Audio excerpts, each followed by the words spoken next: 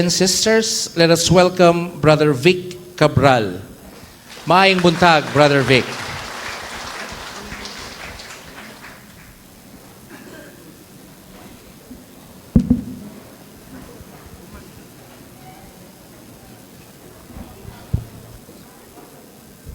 Magandang gabi po.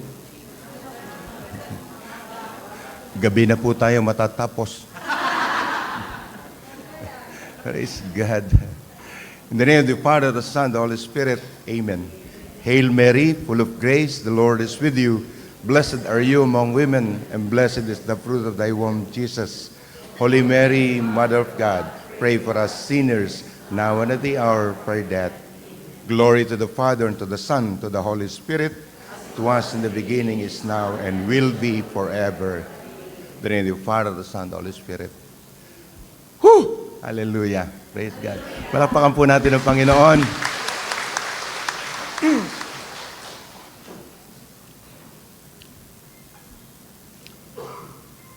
When my brother in the community sent me a message about this, I'm just curious.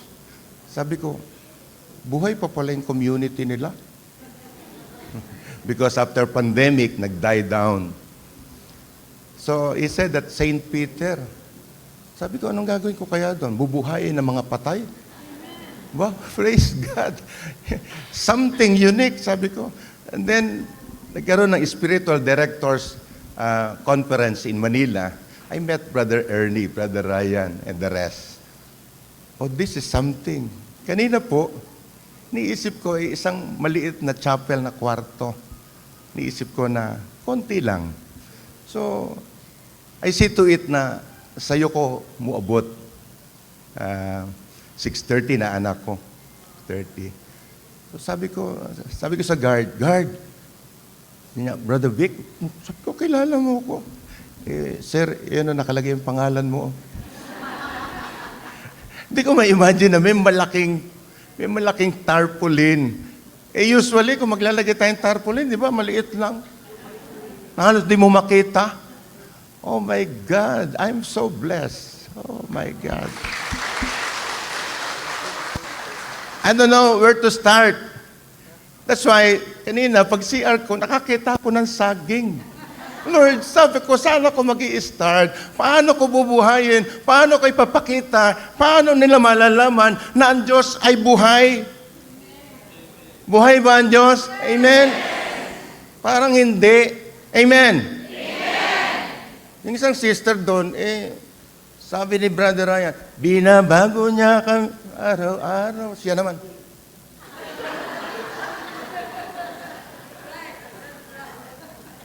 Sabi nung katabi niya,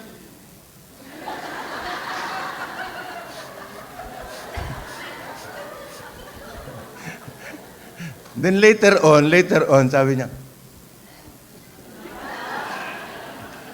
naalala ko tuloy nung ako, tinawag ng Panginoon sa isang seminar, Life in the Spirit seminar. Siyempre seminar, pag seminar, lalo na kung seminar na St. Peter, nakaupo ka lang, may merienda. Ang pupuntahan mo lang, merienda. Amen? Amen? But that merienda used by the Lord. You don't know that. Sometimes, isang pagtitipon, ginagamit ng Panginoon. Unknowingly. Now, paano natin di-describe ang pag-ibig ng Diyos? Kita ko yung saging. Parang hilap balatan. Bakit ang Diyos gagawa lang din ng saging, may balat pa? Bakit hindi na lang, bibigay na lang niya para kakainin mo na lang? Amen? Pero dahil mahal ka ng Diyos, dahil punong-puno ng pag-ibig ang Diyos, binalutan muna niya. At ito, bago naging saging, nagsimula sa lupa. Ikaw, magsisimula ka rin sa lupa at babalik ka rin sa lupa. Kaya later on, ang amoy mo, amoy ng lupa. Amen? Totoo naman po yun eh. Ano yung sabi? Pagka Ash Wednesday, anong araw po ba Ash Wednesday? O siyempre, alangan naman. Alangan naman naging Thursday, ano? Diba, as Thursday. But in Hong Kong, meron po silang Ash Thursday, Ash Friday. Kasi day off nila. Hindi sila makalabas ng Wednesday. So, sa Ash Wednesday, di ba? Sa Alabo ka, nanggaling sa Alabo ka magbabalik. St. Peter, sa Manila. Do you remember Father Eric Santos? Di ba? Pag nag-aansa, sa Alabo ka nanggaling, sa Alabo ka magbabalik, sa Alabo ka magbabalik, sa Alabo ka napagod na raw siya, gikapoy na. Ano ba meaning na sa Alabo ka nanggaling, sa Alabo ka magbabalik? Di ba mamamatay ka din? Kaya sabi niya, mamamatay ka din, mamamatay ka din, mamamatay ka din. Yung isang sister, ayoko na. Ayaw mamatay, pero lahat po tayo doon pupunta. Kaya nga may St. Peter eh. Amen? Amen! Kasi lahat tayo mamamatay. Alam niyo po ba sa wall clock, di ba meron niya yung old wall clock, yung tick-tack. No? Meron yun, tick-tack, tick-tack. Bawat tick-tack po, may namamatay. Tick-tack, tick-tack, tick-tack. Kinabahan tuloy si sister. Tumingin ka sa likod mo, baka may mas matanda sa'yo. Mamili ka. Ayan, sabi mo sa kanya, ikaw na lang muna. Mga brothers and sisters, ang ebanghelyo po ay punong-puno ng liwanag. At ang liwanag po na yan, pagpasok ko pa lang, kitang-kita ko na po. Bakit? Ang daming kape. Pagpasok ko doon, may almusal. Wow! Pero isa lang po ang nakita ko. Hindi ko na po dapat ipaliwanag itong ebanghelyo ngayon. Kasi, I cannot imagine.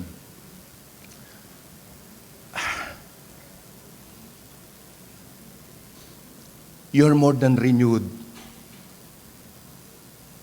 Mas daig nyo pa yung mga renewed sa charismatic.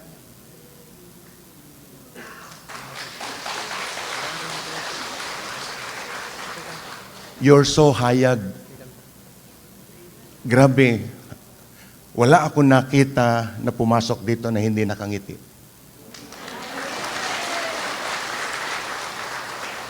And that is light. Yung ebanghelyo nating ginawa ngayon, hindi mo itatago. Pag itinago mo, may brothers and sisters, ang hayag, ang ilaw, ang light, walang benta. Amen? Amen? Ito totoo naman eh. Sabi nung kaibigan ko, because I'm a businessman, negosyante po ako eh. Pagka daw po ang produkto mo, hindi mo sinasabi o hindi mo hinahayag, hindi mo pinipromote, sino nakakaalam? Kahit ubod ng ganda yung produkto mo, kapatid ko, pareho din po yan ang puso mo. Ang puso mo na napakaganda, kung hindi mo ihahayag, wala po makakaalam. Wala po. Pag sinasabi, bahala na kayo dyan. Kayo na lang. Di na lang po. Amen? Be boasting, especially goodness. Ano sabi sa Ebanghelyo? Walang naitatagong hindi mabubunyag. O ano kahapon? Binunyag na. Sa buong kapuluan. Sabi ng ating simbahan, magsuot ng puti. Sign of God, sign of the Holy Spirit, sign of the light. Amen? Yun yung isang bagay na tinanggap natin sa ating Diyos. Once ang Holy Spirit kumilos po sa atin, my brothers and sisters, makikita po natin kung paano ang Diyos kumilos sa isang tao. Let's talk about light. First, yung ating assistant.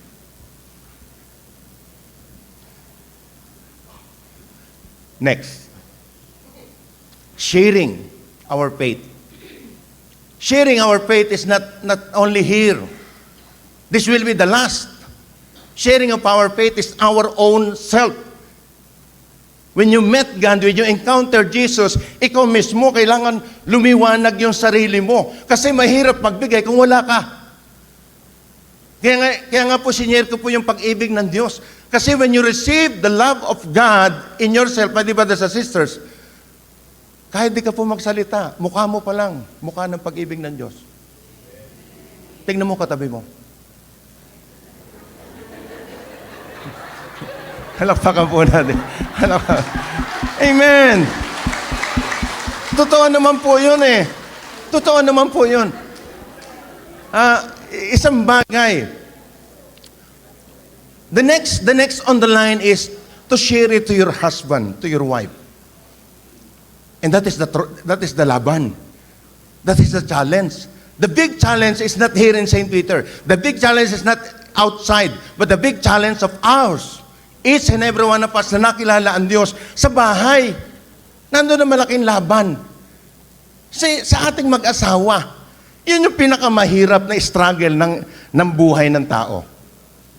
Can you imagine kayong husband and wife magsasama sa isang bubong? Iba ang pagpapalaki kay husband, ibang pagpapalaki kay wife. Amen? So, anong gagawin? Kaya nga, anong away? Nagsama pa lang, away na. Complementing. Kasi marami tayong diferensya. Totoo lang eh. Yung husband mo, hindi mo alam. Nung nagliligawan kayo, sino po ang nagligawan na pinakikita na kagad yung pangit sa kanya? Wala. Wala po. Meron ba mag-asawa rito? Meron. Sino? Taas mo kamay. Yan, sigurado. Ayan, mag-asawa. Nagkatabi. Asan? Asan? Hindi, yung mag-asawa na narito. Sila. Sino pa? Asan siya? Siguraduhin ko nasan. Asan? Pakitaas mo ang kamay. Ayun. Tanlayo. Ano yung tinuturo mo? Tinuturo din niya. Siguraduhin. Asan? Nawawala. Kasi pagturo niya, nagtaas ang kamay doon. May nagtaas ang kamay. Tapos ikaw tumuro, nagtaas din ang kamay.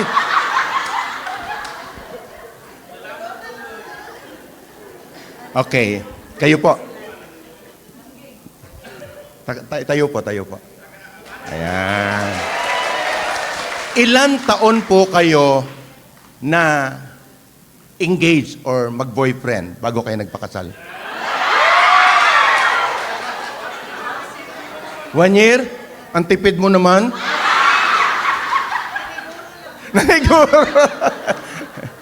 Tayo lang. Okay. Saan kayo nagde-date? We're talking about light, ha? We're talking about lights. Please, remember it. Saan? Kahit saan. Sa ilalim ng saging, pwede na. Tapos ang kinakain nyo, banana Q. Ang stick sa kanya, sa iyo ang saging. Praise God. Ganun naman yung pagmamahalan eh. Okay. Nung nagliligawan pa lang kayo, nagsama mo na sa inyo, sa pinakilala mo kay Papa, kay Mama? Praise God. So nung pinakilala mo siya, ano kaya itsura niya? Di ba sabi niya, parang hapon, very respectful. Oh yes, very respectful. Sabi niya, Sir, Ma'am. Ngayon, ganun. Akala ko bastos na. Hindi naman, okay. Last question. Tayo muna. Nung nagliligawan kayo, nyari, sa restaurant kayo, o kaya nagkukwentuhan kayo, ni minsan, naututan ka na niya. Nung nagliligawan kayo? Ha? Mag-boyfriend kayo, umutot na sa sayo? Garapal naman yun. Kasi di ba pag nagliligawan pa lang kayo, pinis na pinis ka eh. Di ba? Tapos pagkakakain, kung kumain ka, ikaw pag sumubo ka, kaharap siya, ha! Okay, last. Ngayon na mag-asawa na kayo, ilang beses siya umutot sa'yo? Ikaw din, ganon din sa kanya.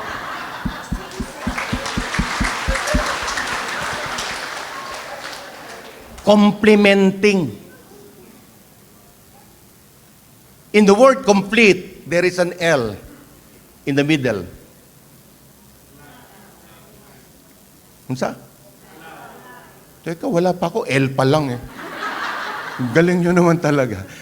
L. Remove the L. Compete.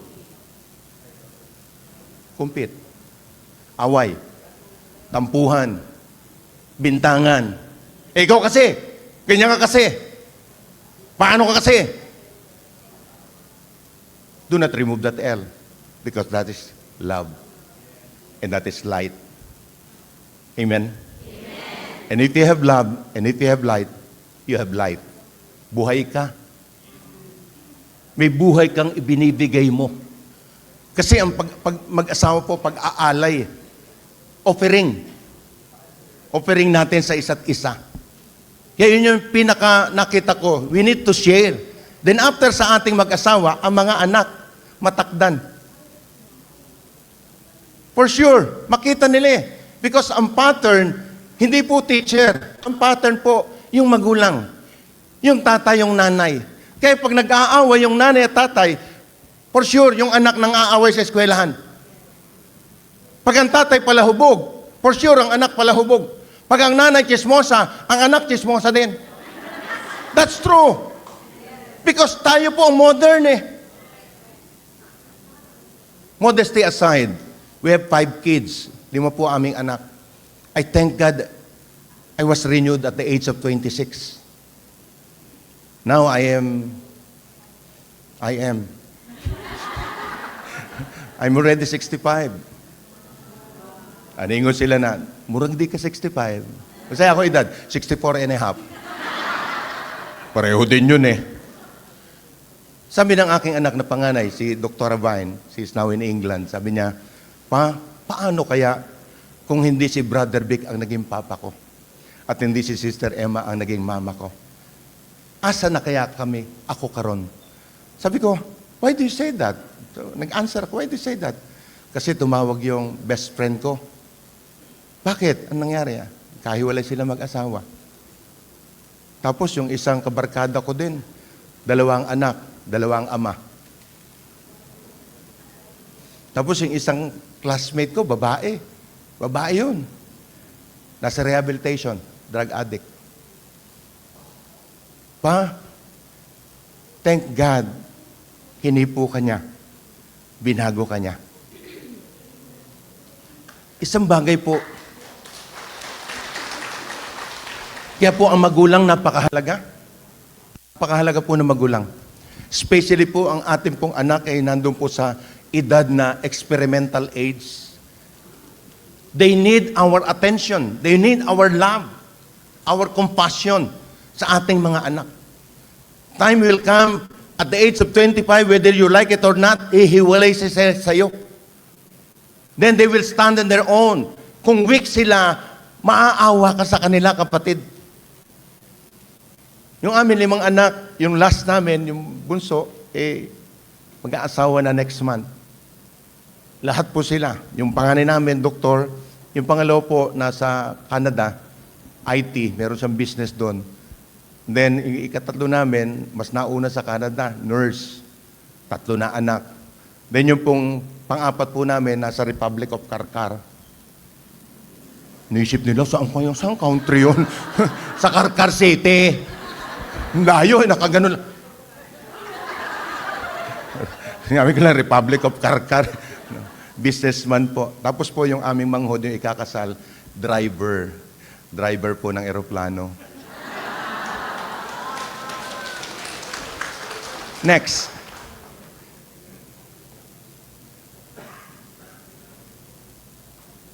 Sige po, isa pa. Next po. Ayaw na? Parang ayaw na. Sabi niya, tumigil ka na. Okay. God multiplies what we give. Yung pong binibigay mo, pinadadagdag niya. And it happens to me. Ako po ay isang Kristiyano na na-renewed na sobrang napakamahiyain in Tagalog. Sa Bisaya, ang sana? Mauwawon. Halata naman, di ba? That's my life. When I got renewed in our community in Manila, sa Lamplac, may di ba there's a sisters, dito lang ko sa Luyo. Ito lang ako sa sulok. Maminaw. Then one day, gitawag ako ni Lord. Through a Life in the Spirit seminar, may mga facilitator. Kulang ng facilitator. Sabi ng coordinator, sabi ko, ikaw nga. Sabi ko, bakit po? Nakaputi ka, kulang na nakaputi. Wala po akong alam kung ano gagawin. Sabi ko, sis, Brad, mag-umpisa na, umupo ka na. Anong gagawin ko po? Bahala na si Lord. How the Lord called us to be a light. Then, upo po ako. Pag upo ko po doon, hindi ko alam kung anong gagawin ko. Sabi ko, Lord, anong gagawin ko? Gayahin mo sila. You just duplicate. Just Xerox them. So, meron silang inaabot, yung bawat facilitator sa kabilang linya, may inaabot. Meron namang kumukuha. Tapos yuyuko. Tapos mga ganun. Hindi, nung nasa akin na, Lord, anong gagawin ko? Basta gayahin mo sila. So, kinuha ko. Nasalat ko parang krus. Tapos gumanon ako. Sabi ni Lord kasi gumanon. Anong gagawin ko? Wala ko alam. As in, because when I met the Lord, I don't know the scripture. I don't know how to say Ama namin. Yung Our Father, hindi ko po alam yon. Rosario, Samot, Rosario. Ang kaila ko si Rosario, pero mag-Rosario ako kay Baho. Di ba, sisters, grabe. Ang Diyos, pagka ikaw ay madilim ang buhay mo, siya mismo magbibigay ng liwanag eh. And then, pag nagliwanag, may di ba, sisters, pag nagliwanag, magiging liwanag ka sa ibang tao. And that is the gospel for today. Na ikaw, from here, dito sa prayer meeting na ito, isa kang liwanag na nakakuha na liwanag sa Diyos. Kasi ang Diyos mismo, ang tunay na liwanag. Next. Last na po ito. Sige po, yan na lahat. Okay. Lampstand living. Living. Mabuhay. I don't know kung maabot ko yung edad ni Mami Del. Mami tuloy, no? Nakikimami. 84? 83? 84? Oh, wow. Ang hangyo ko kay Lord, 80. So I'm now 65. I still have 15 years to explore. This coming Friday, I'll be going to Hong Kong. Kasi po, OFW na ako. No. I'll be meeting Cardinal Stephen Chow because ako na-assign ng Charis to coordinate for the whole Hong Kong Charismatic. So please pray for me, and we will be having outreaches every day, all of the communities. And we are gathering like yung spiritual directors na hindi lang isang community. Kasi ang simbahan po natin yung synodality na. Synodality means hindi lang ikaw. We will journey together. Kasama tayong lahat. Walang maiiwan, walang maliit, walang malaking community. Magkakasama tayo, mag-explore kasama ang ating Panginoon. Kasi po, pag namatay po tayo, di ba may gospel, pag namatay tayo, hindi na kayo mag-asawa. Pag namatay kayo mag-asawa, hindi na. Lahat na tayo iisa na. Ganon din po dito. Walang kanya-kanya. Tulungan. Complementing ang bawat isa. Kaya nga uunlad ng isang kumpanya pag nagkakaisa lahat eh. Pero babagsak ang kumpanya kung magkukutkutan tayo lahat. Kung magsisiraan tayo lahat. Yun yung kadiliman ng buhay ng tao. Alam naman po natin Galatians 5, verse 19 to 21. The human spirit, the anger, the hatred. But meron siyang kasama doon, yung Galatians 5, 22 to 23. The fruits of the Holy Spirit, the love, the joy, the peace, the kindness. And I tell you, brothers and sisters, once we live the fruits of the Holy Spirit, the gifts of the Holy Spirit will incur. Blessed po ako kay Brother Ryan. Totoo lang. The way she have the worship, oh my God. So simple. Marami ako nakita nag-worship, maarte. Pero siya, so simple. As in, give the heart. Because when you do it, even in selling the St. Peter plan, you do it with the heart. I tell you, brothers and sisters, God will bless you. Do it by heart. Kasi yun naman ang Alam po ba natin na yung integrity po kasi, minsan akala natin, ini-earn lang yan through study. Nag-Harvard ka, naglasal ka. No, integrity is from the Lord. And si Lord po ang magbibigay sa iyo ng integridad. Diyos ko po, wasak po ang buhay ko nung lumang buhay ko. Diyos ko. Hindi ko alam kung paano ko ito babaguhin. Siguro, kapatid, kung di po ako na-renewed, baka isa po ako sa nasa Senado. Totoo po yun. Kasi ang tao po, pagka hindi kilala ang Diyos at ang kilala lang pera, gagawin at gagawin ang lahat para magkapera. Sabi nga ng wife ko, nung nagkaroon na ng lantaran itong corruption, nakatitig sa akin ng wife ko, umiiyak, nakasmile. Niya pa, bless ka. Sabi ko, bakit mo nasabi? Kasi kung di ka na rin yun, kasama ka dun. Yun yung pagmamahal ng Diyos. Pag gumawa tayo ng tama, magiging tama ang buhay mo. Magiging tama ang buhay ng anak mo. Magiging tama ang buhay ng community mo. Magiging tama ang buhay ng trabaho mo, kapatid. Pag gumawa ka ng tama, pag nag-isip ka ng tama, pag tumingin ka sa tama, pag nakirinig ka ng tama, pag gumalaw ka ng tama, pag nagtrabaho ka ng tama, sigurado kong may tama ka. At ang tama mo, galing po sa ating Panginoon. Meron pa ako oras? May oras pa ako? 2 minutes? Grabe naman. 2 minutes, okay. 5. Tumawad, binigyan ako ng 3. Again, I'm so blessed. Hindi ko po akalain na ganito yung pagtitipon. In fact, nag-usap kami ni Brother Ernie, what will be the next? Sabi naman ni Ryan, let the Holy Spirit lead. I am here to help, more than willing to help whatever the Lord wants me to contribute, to help you. I am here. Isang tawag lang, isang PM lang po. Salamat po sa lahat. Hindi ko na po babanggitin kung sino-sino. Basta po, meron ko nakatagpo dyan, kasama ko sa community. Sino, Brother Vic, ikaw ang speaker. Nandiyan sa banda dyan. Blessed na blessed po yan. Marami. Nawa po ay wala ako na-offend sa senior ko po sa inyo. At patawarin niyo po ako kung may nasabi akong mali. Sorry po. At babalik po ako kung pababalikin niyo pa. Pero pag babalik ko po, tinandaan ko po lahat ng mukha niyo. Pag hindi yung nakita yung mga mukha na yan, isa lang ang gagawin ko, isusumbong ko kayo sa Diyos. In the name of the Father, the Son, and the Holy Spirit. Amen. Meron pa ako isang last, di ba? Yung sa kan.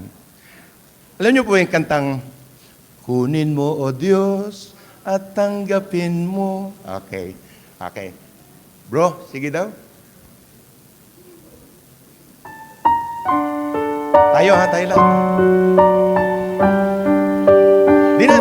Upo lang kayo. Okay. Kunin mo, O Diyos, at tanggapin mo ang aming kalooban, ang aming kalooban. Stop. Sabi natin, kunin mo, O Diyos, at tanggapin mo ang aming kalayaan. Pag sinabi mong malaya, wala kang nakaganon. Amen? All out. Amen? Okay. Ano yung sunod? Aming kalayaan at aming kalooban. Go. Isip At gunita ko. Okay, next. lahat ng hawak ko, Lahat ng loob ko. Stop. Nasaan ang hawak mo? Hawakan ng envelope. Hawakan ng envelope. Okay. Yung isang kamay mo, idukot sa bulsa o sa bag. Sabi natin, no? Ano yung una? Kunin mo, O Kunin Diyos. mo, O Diyos. Pero mayroong maganda susunod. Ito pa. Ito may maganda susunod. Okay, nilagyan nyo na? Oh, may challenge pa yan. May challenge pa. Okay. Next. Mula sa iyo ang lahat ng ito. Taas, taas. Ulitin. Ko handog sa iyo. Stop. Tingnan mo ngayon yung laman. Tingnan mo. Sabi mo kasi, mula sa iyo ang lahat ng ito. Konti lang ang balik ko sa iyo. Ano ba yan? Baguhin na natin ang lyrics, brother. Kasi sabi natin, mula sa iyo ang lahat ng ito. Muli. So, mula sa kanya lahat lahat. So, ibabalik natin lahat. Pero ang nilagay mo, mula sa iyo ang lahat ng ito. Konti lang balik sa iyo.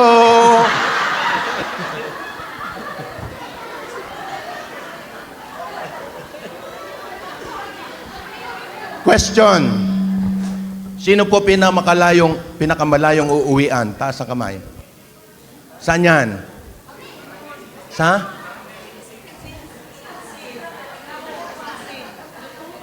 Lutopan. Okay. May sasakyan kayo? Oh, okay. So, wala kayo, hindi kayo mamamasahe. Okay. Magkano ang dala mo dyan?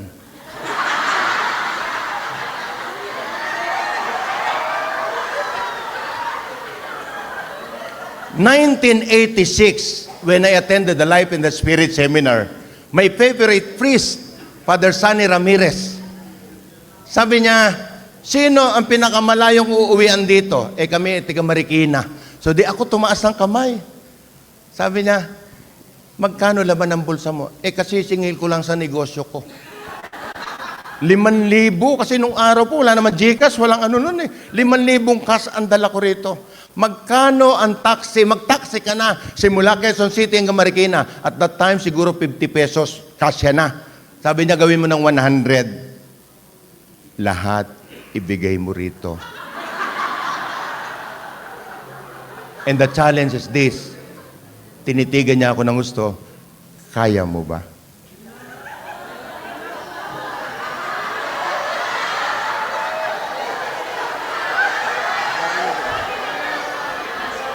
Okay. Last na. And Father Sam, mangyak-ngyak na ako. Yung wife ko nasa kabilang gilid, tinignan ko siya. Alam niya kasi singil lang namin. Sabi ko, Lord, paano yung asawa ko? Sabi ni Lord sa akin, bahala na ako sa asawa mo.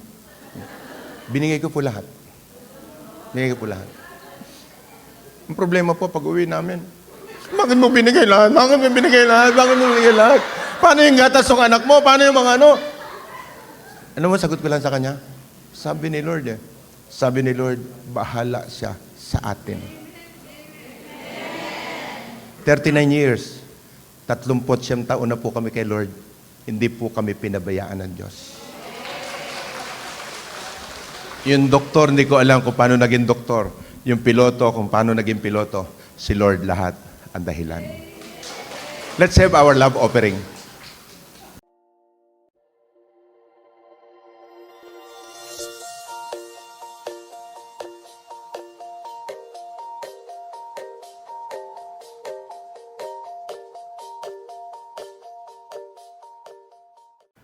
Thank you for joining us. View our past broadcast on the St. Peter Community YouTube channel and St. Peter Community Facebook page. Don't forget to like, to share, to subscribe, and hit the bell so you can be notified on our upcoming activities. Maraming salamat po at laging tandaan, unahin natin lagi ang Diyos.